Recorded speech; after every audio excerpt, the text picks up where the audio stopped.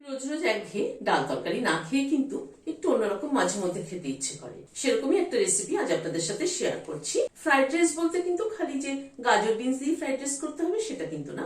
আজকে আপনাদের সাথে শেয়ার করছি ক্যাপসিকাম রাইস। চলুন তাহলে দেখিনি কি করে বানাই। এখানে বাসমতি চালে ভাত করে নিয়েছি।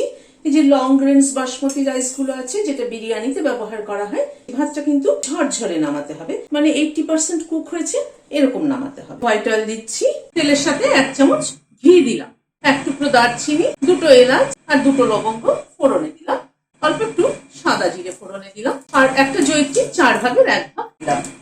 ফোড়নটাকে একটু ক্র্যাক করিয়ে নিচ্ছি, গ্যাসের ফ্লেমটাকে একদম কম রেখে 2টো পেঁয়াজ লম্বা লম্বা করে কুচিয়ে নিয়েছি দিয়ে দিলাম। পেঁয়াজ কুচিটাকে একটু হালকা করে ফ্রাই করে নিচ্ছি। পেঁয়াজ কুচিটাকে হালকা করে ফ্রাই করে নিলাম।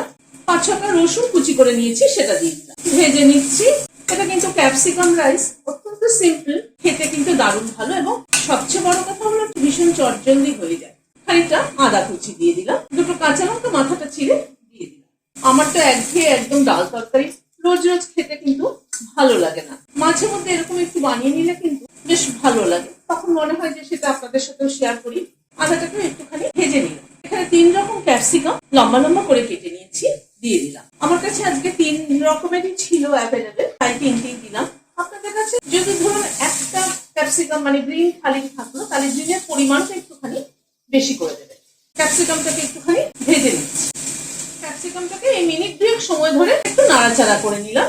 এবার রাইসটাকে দিয়ে দিচ্ছি, মিশিয়ে নিচ্ছি।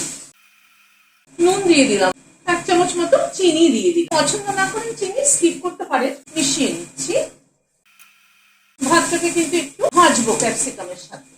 ভাতটাকে মিনিট 2 একটুখানি ক্যাপসিকামের সাথে ভেজে নিলাম। তাতে হয় কি ক্যাপসিকামের ফ্লেভারটা পুরো ভাতের মধ্যে ভালোভাবে আসে। কয়েকটা চেরি টমেটো দিয়ে দিলাম। এই টমেটোগুলো সফট হয়ে গেলে কিন্তু ভাতের সাথে মেখে খেতে কিন্তু দারুণ লাগে। চেরি টমেটো খুব তাড়াতাড়ি সফট হয়ে যায়। লাস্টে একটু স্প্রিং অনিয়ন ছড়িয়ে দিচ্ছি, একটু নাড়াচাড়া করে দিয়ে গ্যাসের ফ্লেমটাকে বন্ধ করে দিচ্ছি, দিয়ে ঢেকে দিচ্ছি স্ট্যান্ডিং টাইম 5 মিনিট। তাতে হবে কি চেরি টমেটোটাও কিন্তু এই যে ঢাকা থাকছে তাতে সফট হয়ে যাবে। ক্যাপসিকাম রাইসের সাথে খাওয়ার জন্য একটা রায়তা বানিয়ে নিচ্ছি। অল্প একটু নুন দিলাম, একটু বিট নুন দিলাম, সামান্য পরিমাণ একটু চিনি দিলাম, একটু জিরের গুঁড়ো দিলাম। দইটাকে মিশিয়ে নিচ্ছি। খানিকটা শসা কুচি করে নিয়েছি। এই রাইসের সাথে এরকম একটা রায়তা হলে আর কিন্তু কিছু লাগে না। ভিডিওটা যদি ভালো লেগে থাকে তাহলে একটা লাইক এবং সাবস্ক্রাইব করার অনুরোধ রইল। আজ তাহলে এখানে শেষ করছি। নমস্কার।